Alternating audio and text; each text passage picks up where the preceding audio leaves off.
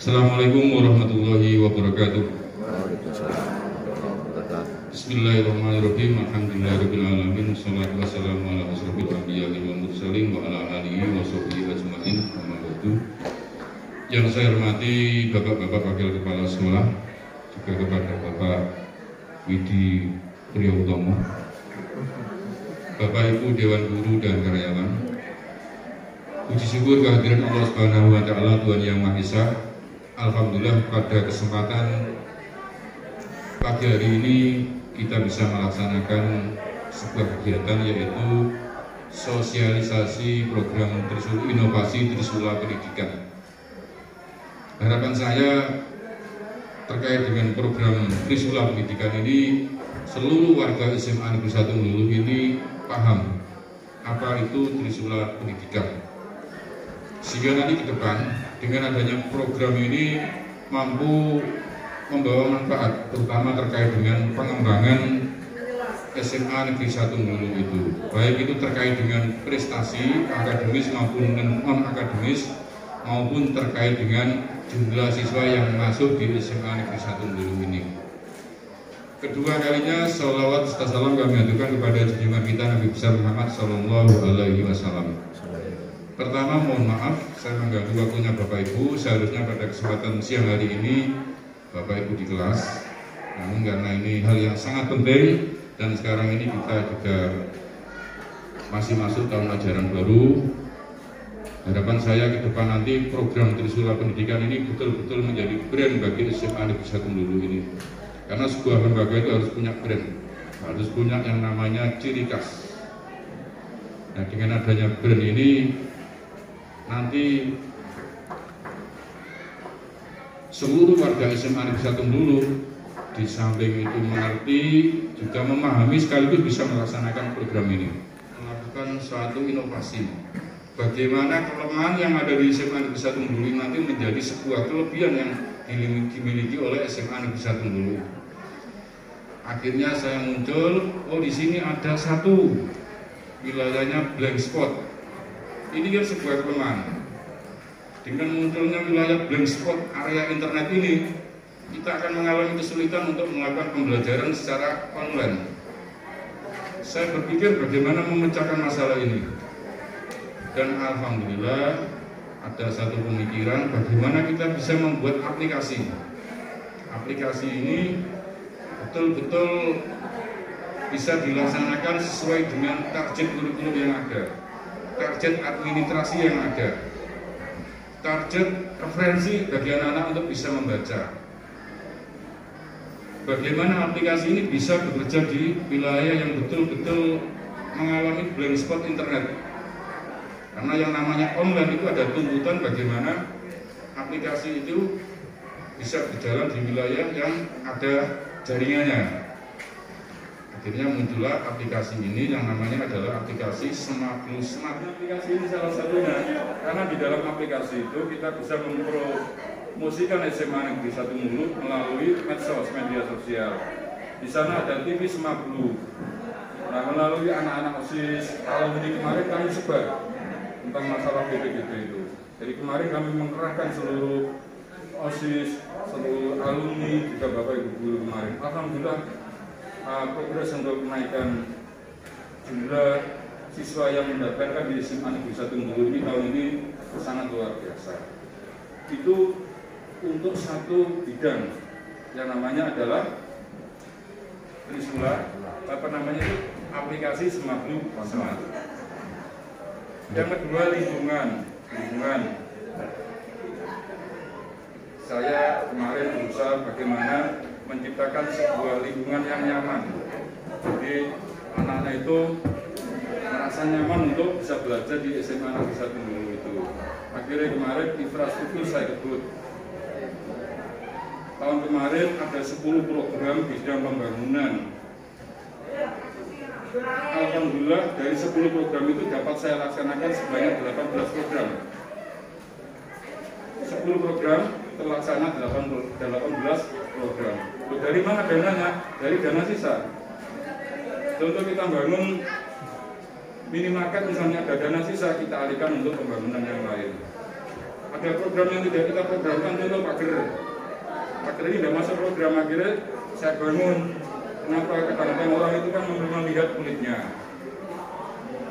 Akhirnya saya bangun, akhirnya ada taman, ada yang namanya ruang atau area spot selfie. Maka di sana ada I Love Semablu itu. I Love Semablu ini ada ini. Ini yang namanya spot selfie. Ini untuk menciptakan sebuah lembaga yang indah, yang nyaman, anak itu senang, bisa foto-fotoan dan sebagainya.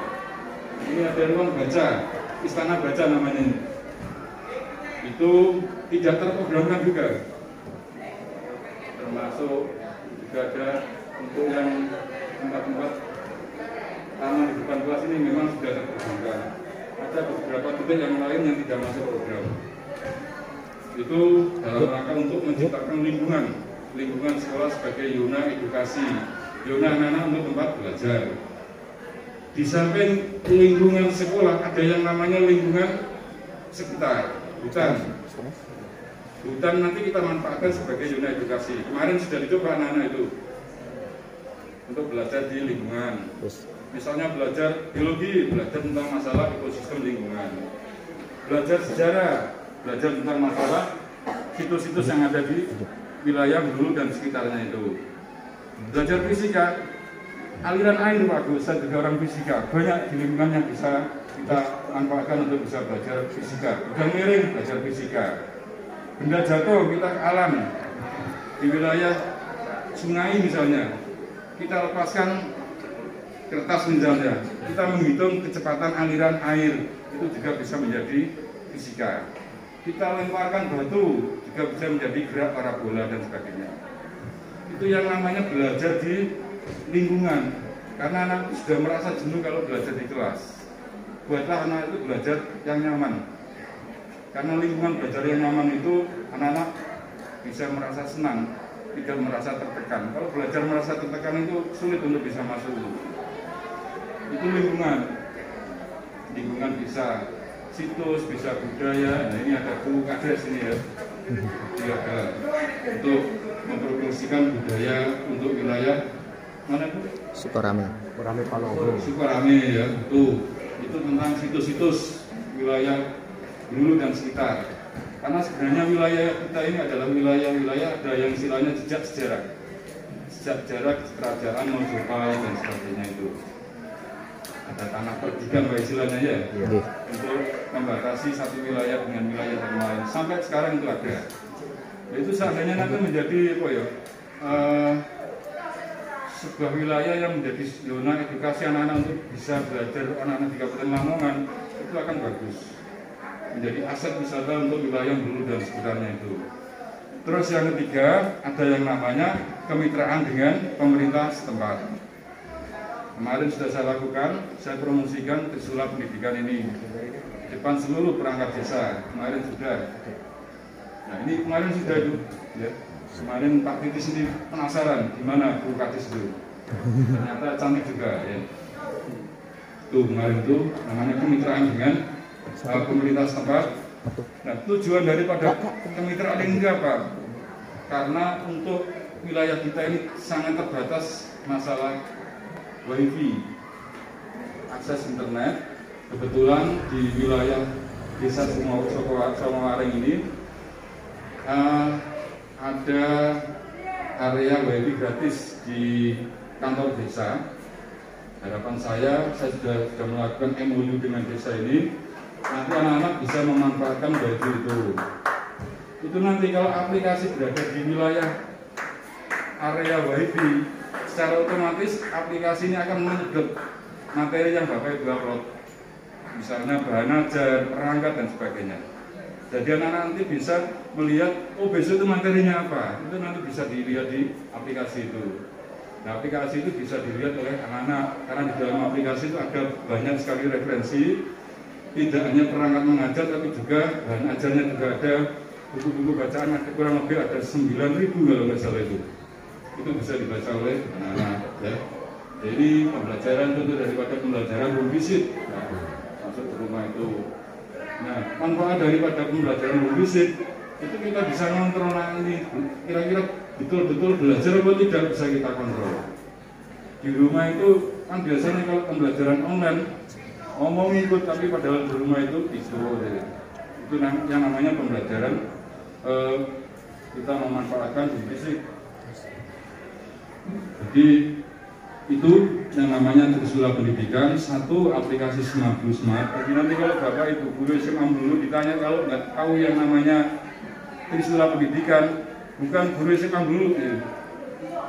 Satu, apa namanya, aplikasi Smart. Yang kedua, lingkungan sebagai zona edukasi.